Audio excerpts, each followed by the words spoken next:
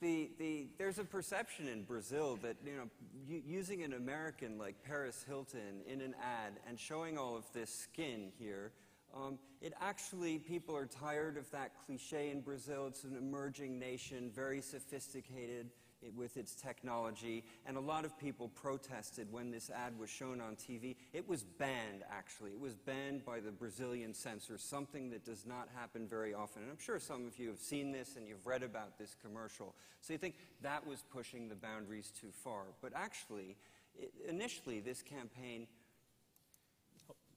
Yeah. Forward. Initially, this campaign was something completely digital. Paris Hilton had been invited by Devassa Beer to go clubbing for 3 weeks, and every night, Paris Hilton, being who she was, could be quite provocative and in some striking poses. The videos of this going out and clubbing were uploaded every day onto the internet, onto YouTube. It got an enormous following in Brazil. And so I think this is a case where a brand trying to be really edgy, pushing the cultural boundary in Brazil, was very successful. And the ad was only the tip of the iceberg, and getting it actually forbidden by the government in Brazil was the cherry on the cake. It helped Devassa increase its sales enormously.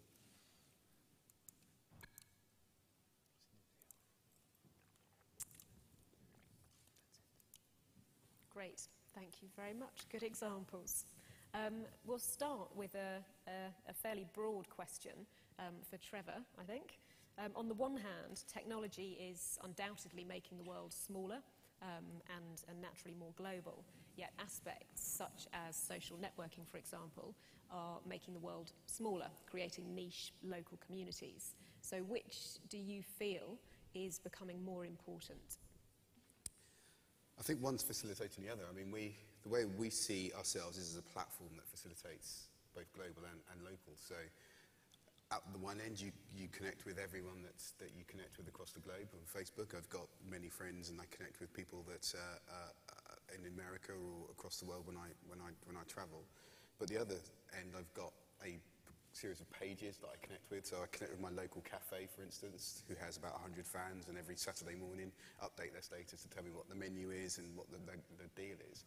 And I can do those two things on that platform because it is a platform, and it is a piece of technology that enables all of those things. So I don't think that there's one weighs over the other. I think they both coexist, and they're both as important and influential as each other. Okay, thank you. And Elliot, from your perspective, how do you think consumers are responding? Are they becoming more global or more local? Facebook is obviously based on a universal concept, that of friendship, but how do markets actually socialize around the world and interact and connect? Is that a global way, or is there a local difference? I think that's a really interesting question, because obviously it's a universal thing around the world to have friends in every single culture. And Facebook, which was developed in the United States, I think was developed with a specific sense of friendship, which is quite American, which is having quite a few friends is a good thing, and showing the number of friends that you have is something that one can be proud of. And you see that on the Facebook page. You actually see how many friends you have and how many friends someone else has. And that's been enormously successful. But in Japan, I think it hasn't been very successful, because in Japan, it's not necessarily considered a good thing to have too many friends. You can be seen as superficial if you're showing on your page more than 50 friends. And same with the like button. As Trevor was saying, the homepage of Facebook is the same everywhere in the world, but I think it's worthwhile adjusting sometimes, because it's not necessarily seen as a good thing of liking indiscriminately too many pages and too many people. And same thing, the wall, the public wall on Facebook can be quite embarrassing for some Japanese people, for information to be shared too much. So the way friendship and the way friends actually interact, I think, is quite different from one culture to another. In Japan, Mixi is the local Facebook and has been very successful in not having a like button, not having a number of where you see how many friends are there, and not having a wall, but having some other functions. I wanted to say that to provoke a little bit Trevor and see what he says about that. There's two things. I mean, our concept isn't about friends, it's about connections, right? So we talk about the social graph and connecting with things that are of value. That could be people, that could be brands and organisations, that could be various businesses. So I'd push back on that. It's not about friends, because I have as many connections with brands and organisations as I do with people. I connect to TechCrunch or to Coca-Cola or to Adidas Football or anyone that adds value to my experience on Facebook.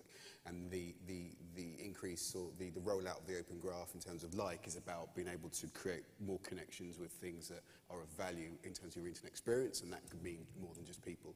So I take issue with the friends aspect. On the Japanese case, yeah, there is that, and we look at that, and we have got a team in Japan on the market, in the local market, that are looking at local issues like that to think about how we can escalate our product in that market, because the market is so different. In fact, the market is really different in terms of what people in Japan use Facebook for. It's gaming primarily. Maybe it's because of the issues that you talked about.